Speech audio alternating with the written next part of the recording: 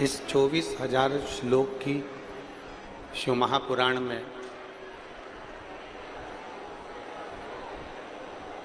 मानव देह से परमात्मा तक पहुंचने का मार्ग क्या हो सकता है, कैसे हम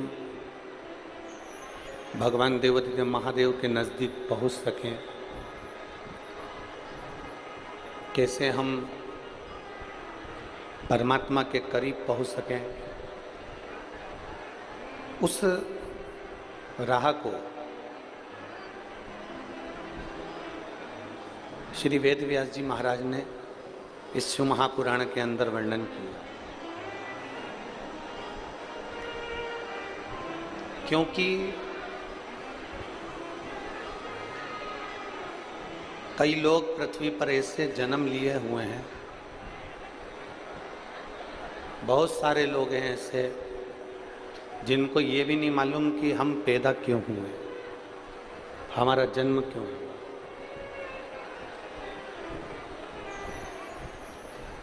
ऐसे बहुत सारे हैं। आप अगर किसी से पूछ लो कि हमारा जन्म होने का कारण क्या है, हम क्यों पैदा हुए, पृथ्वी पर हम आए क्यों, हमारा जन्म किस लिए हुआ है,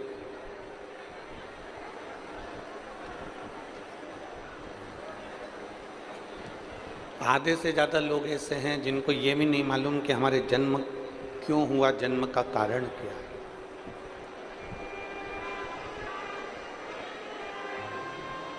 वेद व्यास जी शिव महापुराण में लिखते हैं कि बिना कारण के किसी का जन्म नहीं होता। किसी कारण से, बिना कारण के कोई नहीं जन्म लेता। कोई ना कोई कारण ऐसा होता है जिसके कारणवश हमारा जन्म होता है। राम जी महाराज का अगर पृथ्वी पर जन्म हुआ है, पृथ्वी पर प्रकट हुए हैं, पृथ्वी पर अवतरण हुआ है, पृथ्वी पर प्रागट्य मेरे राम जी का हुआ है, तो वो इसलिए हुआ कि पृथ्वी का भार उतारना था। लंका अधिपति रावण जैसे ऐसे ना जाने कितने अहंकारी राक्षस थे जिनका संहार करना था।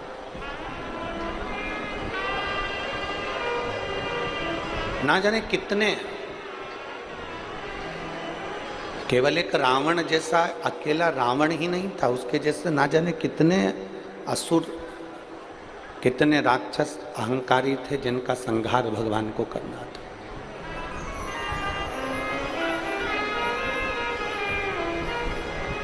और पृथ्वी के भार को कम करने के लिए, पृथ्वी के भार को उतारने के लिए मेरे राम जी महाराज पृथ्वी पर प्रकटे।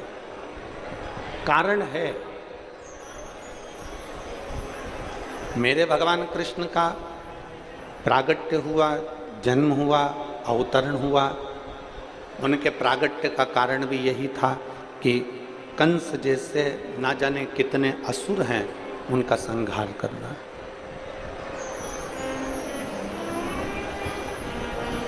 वेद व्यास जी लिखते हैं शिव महापुराण में कि बिना कारण के किसी का जन्म नहीं होता।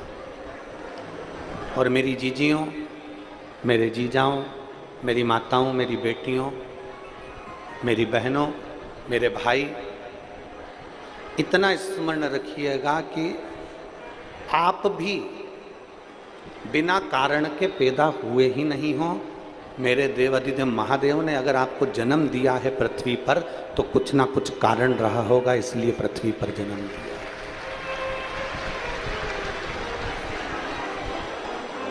हमने एक कथा पहले कही थी, आपके स्मरण में होगी।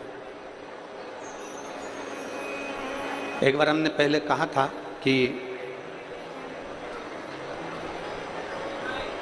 यहाँ जितनी मेरी जीजियाँ बैठी हैं, जितनी मेरी बहनें बैठी हैं, जितनी मेरी माताएं बैठी हैं, हमने पहले कथा में कहा था कि कोई भी माँ, कोई भी मेरी बहन, कोई भी मेरी जीजी अपने कमरे में, अपने कक्ष में अटाला नहीं रखती। ये कथा हमने पहले कही है। बोलो सुनी कि नहीं सुनी? बोलो तो जम के। सुनी है ना कि कोई भी बहन, कोई भी माता, कोई भी स्त्री, कोई भी पुरुष अपने सोने वाले कमरे में, जिस कमरे में वो सोते हैं, जिस कमरे में वो विश्राम करते हैं, जिस कमरे में वो आराम करते हैं, उस कमरे में अटाला नहीं रखते, कबाड़ा नहीं रखते, कचरा नहीं रखते, बेकार सामान नहीं रखते। जो काम की चीज है उसी को वो अपने कमरे में रखता है, जो अच्छी चीज है उसी को वो अपने कमरे में रख रहा है। जब हम और आप अपने कमरे में कोई कचरा नहीं रखते, हम और आप अपने कमरे में कोई कबाड़ा नहीं रखते, हम और आप अपने कमरे में कोई बेकार सामान नहीं रखते, तो भोलेनाथ अपनी पृथ्वी पर किसी बेकार को नहीं रखते, सबको अच्छा ही रखते। जो काम का है,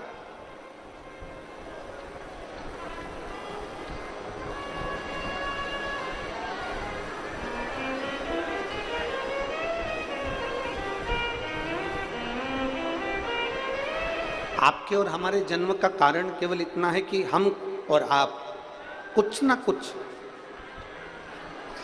अपनी मातृभूमि के लिए, अपने राष्ट्र के लिए, अपने धर्म के लिए, अपने सत्कर्म के लिए, भगवत स्मरण के लिए, अपने परिवार के लिए, अपने कुटुंब के लिए हमारा जन्म हुआ है। कुछ अच्छा करने के लिए हम पैदा हुए, कुछ अच्छा करने के लिए हमको ये मानव का शरीर मिला।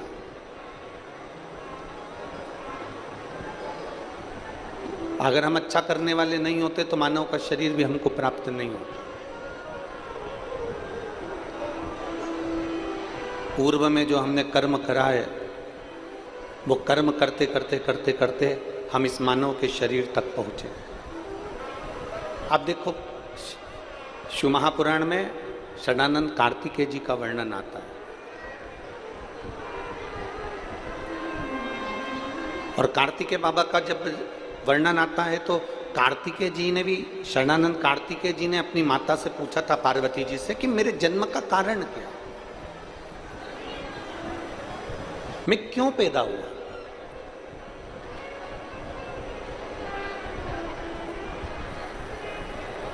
हमारे जन्म का कारण है क्या। और मेरी जितनी माताएं बैठी हैं, जितने मेरे भाई बैठे हैं, अपने भीतर कभी भी इस बात के लिए दुखी मत होना कि मैं किसी काम का नहीं हूँ, मेरा कोई व्यापार नहीं है, मेरी कोई नौकरी नहीं है, मेरी कोई सर्विस नहीं है, मैं बिल्कुल फ्री हूँ, मैं बिल्कुल कोई काम का नहीं हूँ, मेरा जीवन पूरा बेकार है। ये अपनी बुद्धि में ये बात कभी लेकर मत आओ। कभी ये मत सोचो कि मैं किसी काम का नहीं हूँ, कभी ये मत सोचो कि मैं एकदम फ्री हूँ, कभी ये मत सोचो कि मैं कोई काम का ही नहीं हूँ। कई लोग कहते हैं मेरा बड़ा भैया काम करता है, मेरा छोटा भैया काम करता है, मैं काम ही नहीं करता। कई बार अपनी घर की धर्म पत्नी भी ऐसी होती है जो अपने पति से कह देती है, देखो तुम्हारे जेठ, हमारे बड़े भैया काम कर रहे हैं, छोटे भैया काम कर रहे हैं, और तुम कुछ काम नहीं करते हो, निठल्ले जैसे रहते हो। नहीं,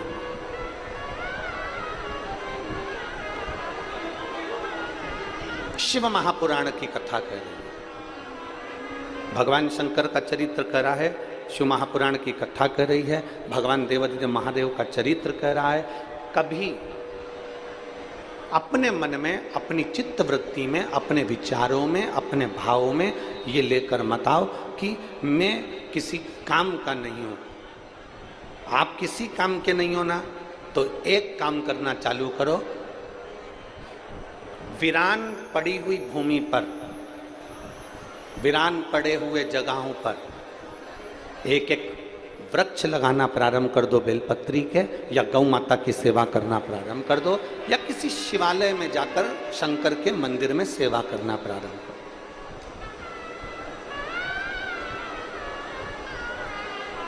पर गलत सोच अपने भीतर मत लाओ कि मैं किसी काम का नहीं।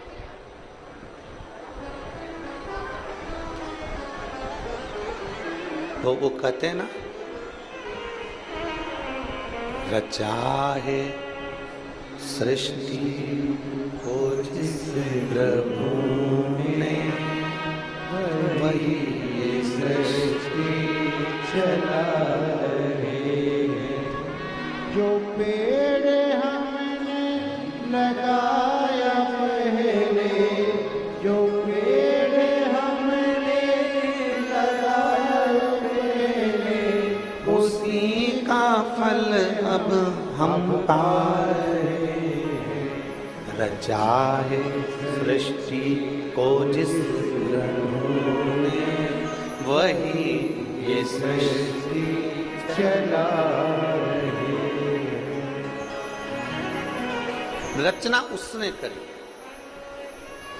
बनाने वाला वो है। और जब रचना उसने करी, बनाने वाला वो है, सृष्टि की रचना उसने करी, तो किसी फालतू को वो पैदा नहीं कर सकता, किसी व्यर्थ को वो पैदा नहीं कर सकता, किसी भी व्यर्थ व्यक्ति को वो जन्म नहीं दे सकता। यहाँ पर पृथ्वी पर एक एक बच्चा, पृथ्वी पर जन्म लेने वाला एक एक मनुष्य, पृथ्वी पर जन्म लेने वाला एक एक व्यक्ति, सब काम के हैं। कुछ काम नहीं है तो वृक्ष लगाइए, कोई काम नहीं है तो गौ माता की सेवा करिए, कोई काम नहीं है तो शंकर के मंदिर में जाकर सफाई करिए। एक दिन उसकी नौकरी करते करते वो तुम्हारा हाथ पकड़कर कब कौन सी नौकरी में लगा दे, कोई भरोसा नहीं। सेवा करिए।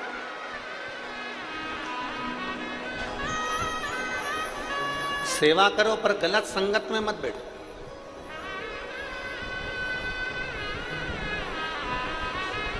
हमने कई छोटे छोटे गांवों में देखा है, बुजुर्ग लोग जब फ्री हो जाते हैं ना, तो पीपल के पेड़ के नीचे कहीं ओटला बना है गांव में, कहीं जगह बनी हुई है गांव में, उस पर बैठ के केवल हाथ से पत्ते घिसते रहते हैं। हमने देखा है उनको।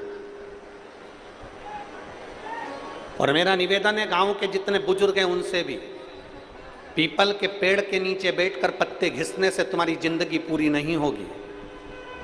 किसी ओटले पर बैठकर पत्ता घिसने से या चिलम फूकने से तुम्हारी जिंदगी पूरी नहीं होगी। शिव महापुराण की कथा कहती है, भगवान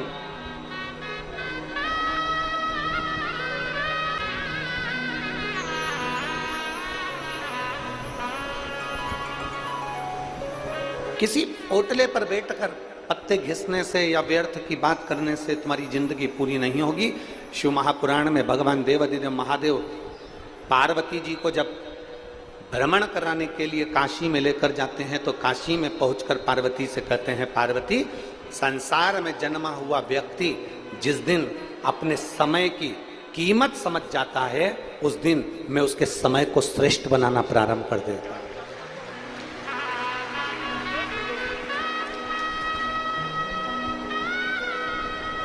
आप समय की कीमत को समझो।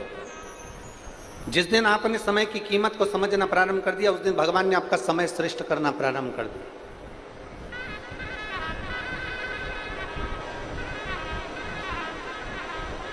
जिस दिन आपने समय की कीमत को जानना प्रारंभ कर दिया कि मेरा समय मुझे अमूल्य बनाना है, कीमत वाला बनाना है, मेरा समय व्यर्थ नहीं जाना चाहिए।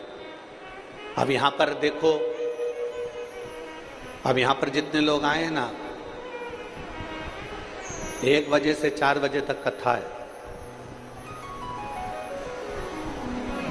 जो जानते हैं कि कथा की कीमत क्या है, जो जानते हैं कि शिव महापुराण सुनने के बाद मेरा बाबा मुझे खाली नहीं भेजेगा, वो अपनी कथा में चित्त लगाकर, मन लगाकर, मौन होकर आराम से कथा को सुनते हैं, अपना ध्यान पूरा कथा में लगाकर बैठते हैं।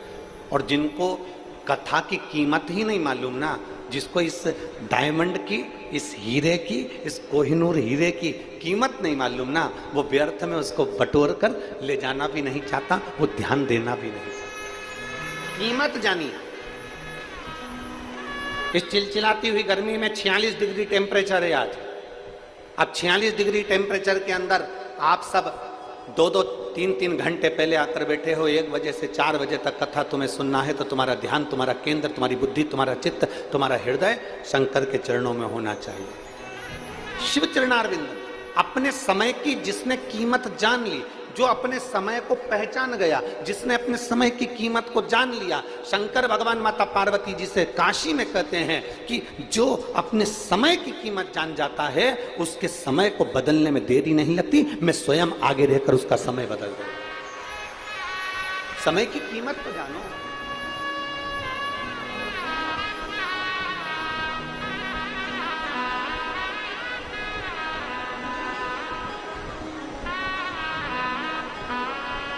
कलयुग में ये कलिकाल चल रहा है। कलयुग में कोई आपको स्वीकार करने को तैयार नहीं होगा। पत्नी ने जो वचन किए, पत्नी ने जो बात करी, पति हो सकता है उसको स्वीकार करे ना करे। पति ने कुछ कहा, पत्नी स्वीकार करे कि नहीं करे मालूम नहीं। भाई ने कुछ कहा, भाई स्वीकार करे कि नहीं मालूम नहीं। बहन स्वीकार करे कि नहीं मालूम नहीं। माता पिता स्वीकार करे मालूम नहीं। अड़ोसी पड़ोसी तुम्हारी बात को स्वीकार करे कि नहीं करे पता नहीं। समाज के लोग आपकी बात को स्वीकार करें ना करें, पर दुनिया के लोग इस कलिकाल में आपकी बात को स्वीकार करें चाहे ना करें, पर इतना पक्का है कि दुनिया के लोग समय निकालकर आपका शिकार जरूर कर लेंगे, पर आपकी बात को स्वीकार नहीं करेंगे। आपका शिकार कर लेंगे। दुनिया के लोग लगे रहेंगे कि मौका मिलना चाहिए कहने के लिए। जैसे ही कोई मौका मिला ना और आप किसी पड़ोसन के दरवाजे पर रोने के लिए गए, आप किसी पड़ोसन के दरवाजे पर अपनी बात कहने के लिए गए कि मैं तो बहुत दुखी चल रही हूँ, मुझे बहुत तकलीफ है, मुझे बहुत कष्ट है, आप अपने पड़ोसी के यहाँ कहने के लिए गए। वो पड़ोसन तुम्हारा शिकार करना चाहती है। वो पड़ोसन एक ना एक जगह जाकर जरूर कहेगी कि पहले तो सेठानी बनकर घूमती थी, अब जगत में रोती फिर रही है। स्वीकार नहीं करेंगे वो आपकी बात को, स्वीकार नहीं करेंगे वो आपके वचन को, वो आपका शिकार करेंगे। इसलिए शिव महापुराण की कथा कहती है, जगत में किसी के आगे मत जाकर रोइए, द्रौपदी से सीख लो। द्रौपदी ने अपने धृतराष्ट्र गांधारी काका ससुर से कहा, मेरा चीर खिंच रहा है। काका ससुर तुम तो बोलो। धृतराष्ट्र कहते हैं मेरी आंखें नहीं है। गांधारी कहती है मेरी आंखों पर पट्टी बंधी है। भीष्म पितामह कहते हैं मैंने दुर्योधन के घर का अन्न खाया है। गुरु द्रोणाचार्य मना कर देते हैं, सारी की सारी सभा मना कर देती है। पांडव तक उठकर द्रौपदी के चीर को नहीं बचाते। तब द्रौपदी को समझ में आ गया कि ये पूरा संसार केवल देखने वाला है और तुम्हारे पर ठिठोली करने वाला है। ये पूरा संसार केवल तुम पर उंगली उठाने वाला है। ये पूरा संसार केवल तुम्हारी खामियां देखने वाला है। ये पूरा संसार तुम्हारी गलतियों को छांटने वाला है। तुम्हारी अच्छाई तुम कितना भी कर लो, अच्छाई थोड़े दिन करोगे लोग भूल जाएंगे, पर बुराई जीवन पर्यंत तक निकालते रहेंगे। द्रौपदी समझ गई ये यहाँ जितनी सभा में बैठे हैं ये कोई मेरा साथ नहीं देंगे। जब द्रौपदी ने जान लिया कि ये सब व्यर्थ है, तब द्रौपदी ने भगवान कृष्ण को पुकारा और मेरा ठाकुर आकर द्रौपदी का चीर बढ़ाकर चला गया। एक दिन आप भी जान जाओगे, नाते रिश्ते कुटुंब कबीले परिवार से सब सब सब जितने भी हैं इनको पहचान जाओगे एक दिन। और अंत समय प्रभु वचन दिया तो निभाना पड़ेगा। आए ना आए प्रभु कुटुंब कबीला, अंत समय प्रभु आना पड़ेगा। वचन दिया तो निभाना पड़ेगा। शिव ने जन्म दिया, शिव तक की यात्रा।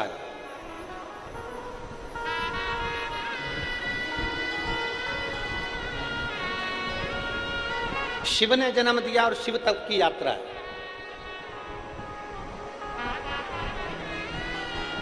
मरने के बाद आखिरी में अभी कहीं पर भी घूम लो फिर लो, पर मरने के बाद आखिरी में तो मेरे शंकर के करीब ही जाना। अंत समय में तो मेरे देवाधिदेव महादेव के नजदीक में ही जाना। अंत समय में तो मेरे शंकर के करीब ही पहुंचना, अंत समय में तो जाना शमशान ही है,